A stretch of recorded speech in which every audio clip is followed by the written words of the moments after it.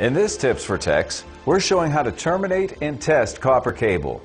This hands-on demonstration will cover best practices and include the tools and testing products you'll need at the different steps in the process. For clarity, we've divided this video into 3 parts. We'll start with how to terminate and test patch cables, then proceed to validating and verifying a copper backbone between a wiring closet and workstation. Last, we'll show you what you'll need to test and/or certify the entire cable run. Now let's go to Blackbox's Doug Matovich in the Blackbox Training Center.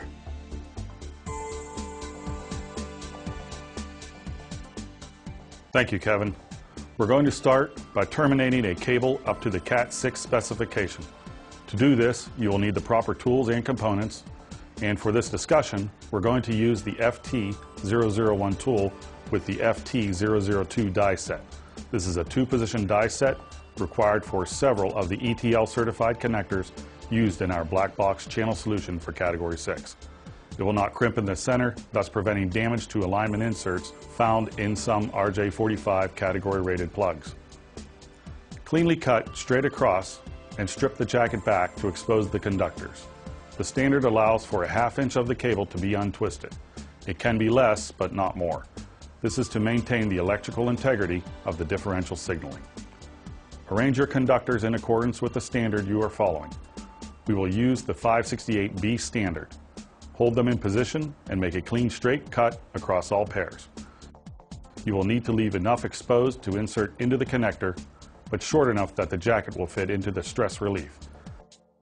After connecting the second end, it is highly recommended to test the cable.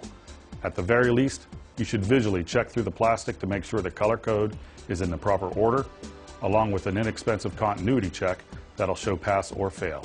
If it fails, cut off the connector and dispose of properly and start over. When it passes, it can be put to use.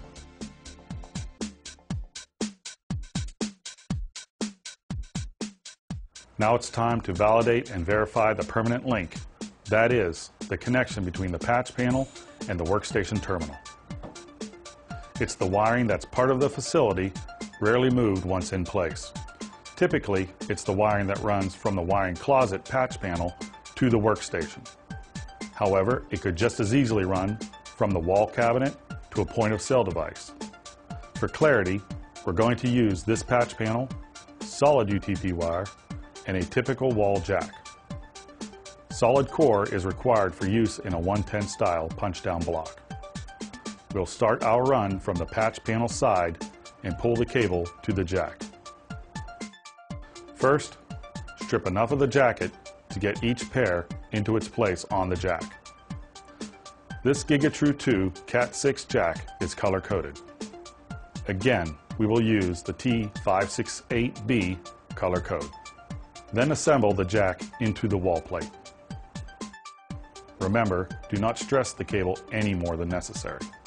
If you're working alone, attach your tester's remote unit with a known good patch cable, preferably one that'll be as long as the longest cable you expect to use. Peel off enough slack to comfortably reach your patch panel. The maximum run from switch port to network port is 100 meters or 328 feet. Push the cable down on the back of the patch panel using the same color code as the jack for a straight-through connection. Then, using a typical length patch cable that you know is good quality, attach this end to the tester. For this particular test, we're using our TS560A tester. It's a good test. But what if, when working alone, you want to map ports back to specific workstations in an existing application? For this, use port identifiers such as those included in our TS565A LAN Solution Network Tester Kit. With the tester powered off, just connect to the unknown jack or plug. Next, press the cable button. The tester will power on in Jack ID mode and tell you what port identifier is connected to the other end of this cable. It'll also tell you if no connection is found. You now have wired and identified a connection for a basic link. To certify the link, You will need accurate test results, usually to the full TIA/EIA specification. It is often necessary for a permanent link in new construction, where it's particularly important to ensure that the cable network installation will work for years to come. For our tests, we will use a Fluke DTX cable analyzer. This unit tests the full EIA/TIA specification and provides documentation for the customer or anyone else requiring such information.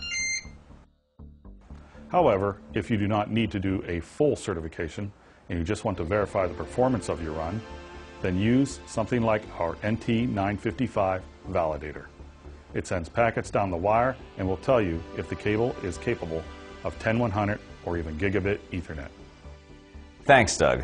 We hope you found this video informative and have a better understanding of how to terminate, test, and/or certify a copper link.